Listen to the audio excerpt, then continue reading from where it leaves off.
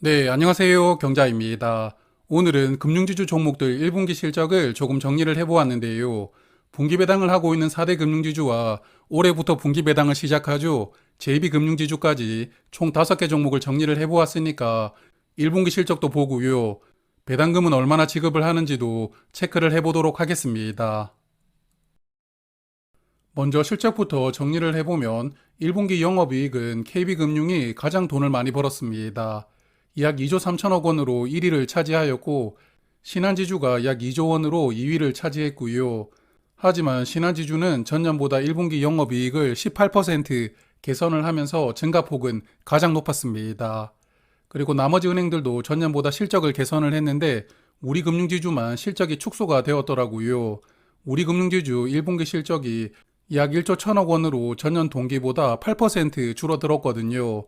그러므로 다른 종목보다는 상대적으로 부진한 실적을 보여주었던 1분기였습니다. 그리고 증권사들이 예상을 했던 컨센서스와 비교를 해보면 KB금융과 하나금융지주 컨센을 17% 상회하는 아주 좋은 실적을 보여주었습니다. 어닝 서프라이즈가 나왔고요. 신한지주도 컨센을 10% 상회했으니까 좋은 실적을 보여주었습니다. 그래서 4개 은행은 컨센을 상회하는 실적이었지만 지방은행 JB금융지주는 영업이익이 컨센보다 조금 낮았거든요. 그러므로 증권사들이 예상했던 실적보다는 조금 아쉬웠던 실적을 기록했다고도 볼 수 있겠습니다. 자, 그리고 순이익을 정리를 해볼 텐데요. 홍콩 관련된 ELS 불완전 판매에 대한 보상 비용을 1분기 실적에 반영을 했더라고요. 그러다 보니까 ELS를 적극적으로 판매한 은행과 그렇지 않은 은행의 희비가 약간 엇갈렸는데요. 그럼 순이익은 어땠을지 만나보도록 하겠습니다. 시중은행 중에서 홍콩 관련된 ELS를 가장 많이 판매한 곳이 국민은행이었습니다. 그래서 KB금융은 관련된 배상 비용을 더 많이 실적에 반영을 했어야 되었고, 그러다 보니까 1분기 순이익이 전년보다 30% 정도로 크게 감소를 했더라고요. 영업이익이 10% 늘어났지만 순이익은 30%가 감소하는 기형적인 실적을 보여주었는데요. 그래도 2분기부터는 배상 비용 같은 일회성 비용이 사라지기 때문에 다시 좋은 실적을 보여줄 것이라고 생각합니다. 그리고 나머지 신한과 하나금융지주도 ELS 배상 비용이 순이익에 영향을 주었다고 보이고요. 반면에 우리금융지주는 배상 비용이 아니라 영업이 부진해서 순이익이 전년보다 11% 감소하였거든요. 그래서 오늘 말씀드리는 5대 금융지주 중에서는 1분기에 가장 부진한 성적표를 보여주었던 종목이라고 생각합니다.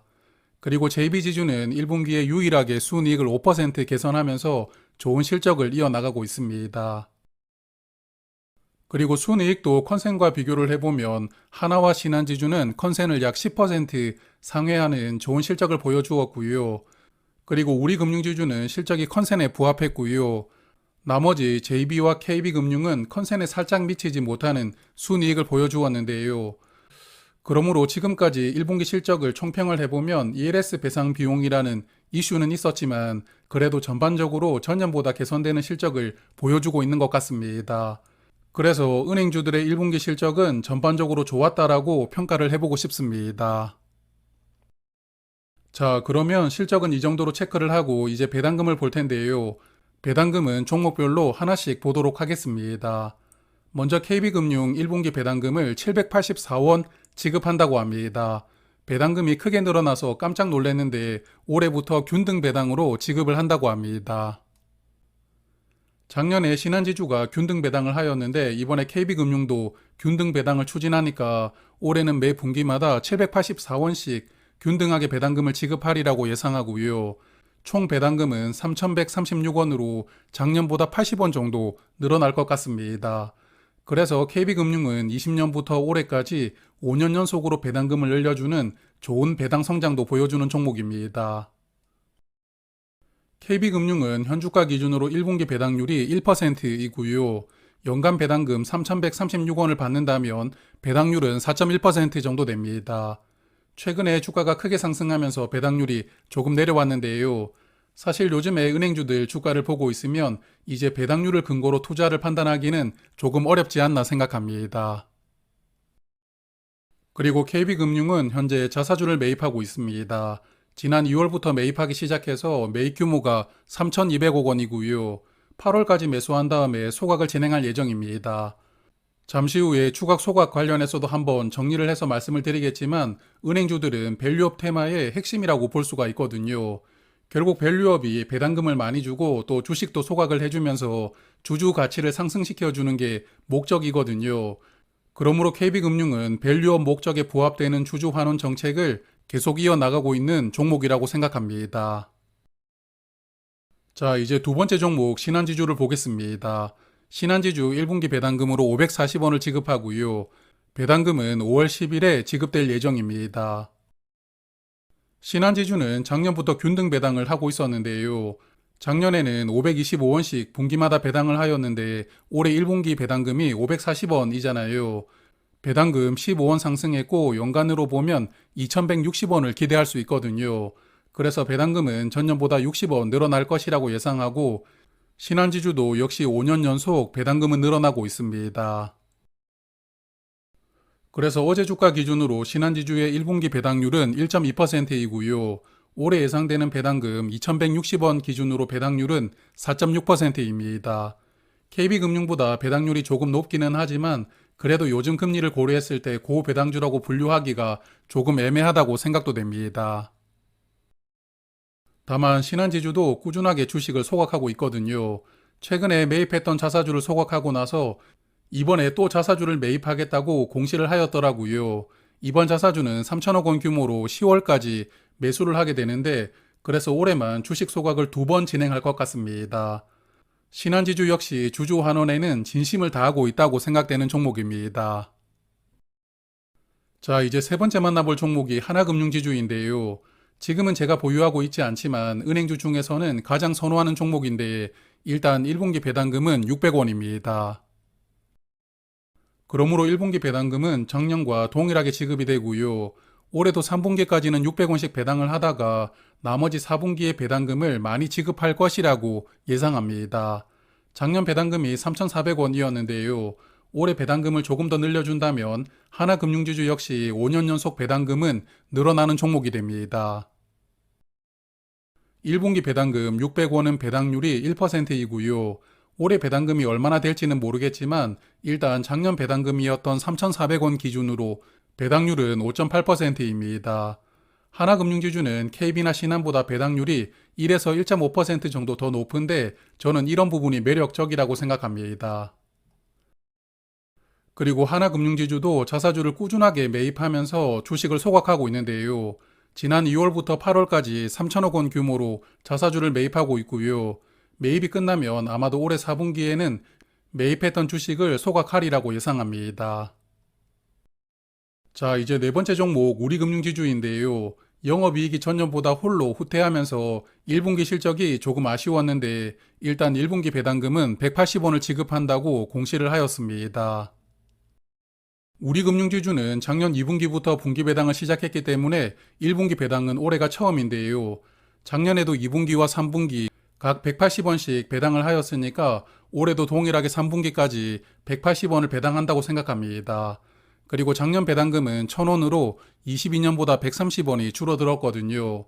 그래서 앞서 보셨던 종목들과 다르게 배당금이 계속 늘어나지는 못했는데 올해 배당금을 다시 늘려줄 수 있느냐도 중요한 포인트가 될 것 같습니다. 우리금융지주는 현주가 기준으로 1분기 배당률이 1.3%이고요. 작년 배당금이었던 1,000원 기준으로 배당률은 7%입니다.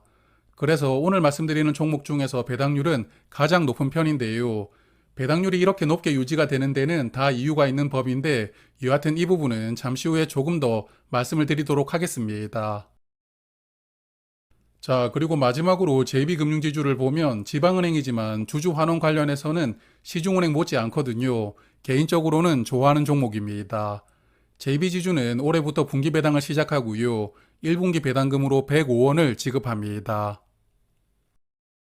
그래서 이 종목도 올해 3분기까지 105원씩 동일하게 배당하다가 4분기 배당금을 조금 크게 지급할 것이라고 예상하고요. 전년 배당금이 855원이었는데 올해 배당금이 더 늘어날 수가 있다면 이 종목 또한 5년 연속 배당금이 상향되니까요. 가급적이라면 조금이라도 늘려주면서 주주 환원이 강화되고 있다는 흐름을 계속 이어나간다는 시그널을 보여주는 종목이었으면 좋겠습니다. JB금융지주는 현주가 기준으로 1분기 배당률이 0.8%이고요. 23년 배당금인 855원 기준으로 배당률은 6.4%이니까 4대 금융지주 중에서 우리 금융지주보다 배당률이 약간 낮거든요. 이런 부분도 인상적이라고 생각합니다. 자, 그래서 지금까지 5개 종목의 배당금을 정리를 해보았는데요. KB나 신한은 균등 배당을 하는 장점이 있지만 배당률은 다른 종목에 비해서 조금 낮은 편이기는 합니다. 그래도 계속 주식을 소각시키고 있다는 부분은 칭찬할 만하니까요. 배당주 목적으로 투자를 하신다면 배당금을 많이 받는 것도 중요하겠지만 저는 주가가 올라가는 것도 정말 중요하다고 생각하거든요. 그러므로 배당률과 함께 주식 소각 정책을 지속하는 종목들을 선택하시는 게 저는 무난하다고 생각합니다. 그리고 은행주들은 밸류업 영향으로 올해 들어서 주가가 크게 상승을 했다가 밸류업 힘이 빠진다는 전망에 한 달 정도 주가가 하락했었거든요. 하지만 지난주 밸류업 세부 내용이 조금 공개가 되었고 또 1분기 좋은 실적을 보여주면서 지난주에 그동안 하락을 어느 정도 되돌리는 흐름이 나왔습니다. 그래서 여전히 밸류업 테마를 끌고 가는 대장 역할을 은행주들이 담당하고 있다고 생각합니다. 그래서 밸류업 영향으로 주가가 얼마나 올랐는지 한번 비교를 해보았는데요. 올해 1월 1일 주가와 어제 주가를 비교를 해보니까 가장 주가가 많이 오른 종목이 KB금융이었습니다. 무려 22,000원 상승하면서 41% 올랐더라고요. 현재 은행 대장주는 KB라고 볼 수가 있고 그리고 하나금융지주도 37%로 큰 상승을 이어나가고 있습니다. 그리고 나머지 종목들도 10%대 수익률로 좋은 성적표를 보여주고 있는 상황입니다. 그러므로 이제 밸류업 역량은 은행주들 주가에 어느 정도 선반영이 되었다고 볼 수도 있는데요. 이번 주 금요일에 세부 가이드라인이 공개가 된다고 하는데 일단은 어떤 수준의 내용이 담기느냐가 중요하겠죠. 그리고 밸류업이라는 재료가 단기로 보면 일단 소멸된다고 볼 수도 있거든요. 가이드라인 공개 이후에 은행주들 흐름이 어떨지가 중요합니다. 최근에 주가가 크게 상승을 했다 보니까 은행주를 매도했다가 다시 재매수 타이밍을 엿보는 분들이 많으실 것이라고 생각하거든요. 여하튼 주가가 조금 하락한다면 배당률은 또 높아질 수가 있기 때문에 투자 매력도는 올라갈 수가 있다고 생각이 되거든요. 그러므로 투자를 하고 계시거나 혹은 하시려는 분들은 이번 주 금요일을 주목해 보실 필요도 있을 것 같습니다. 자, 그러면 오늘 준비한 내용은 여기까지입니다. 오늘 말씀드렸던 종목들은 2분기 실적을 발표하면 다시 정리를 해보도록 하고요. 이번 달 5월도 좋은 투자 이어나가시길 바라겠습니다. 고맙습니다.